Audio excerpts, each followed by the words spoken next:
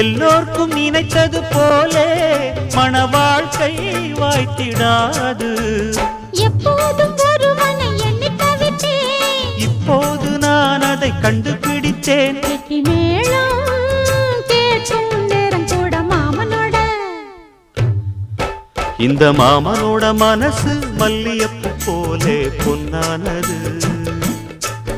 இந்த வண்ணமயில் அதனால் எண்ணியது போலே பூச்சூடுது.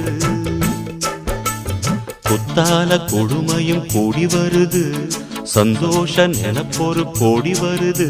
சொல்ல வார்த்தை ஏதும் இல்லை மாமனோட.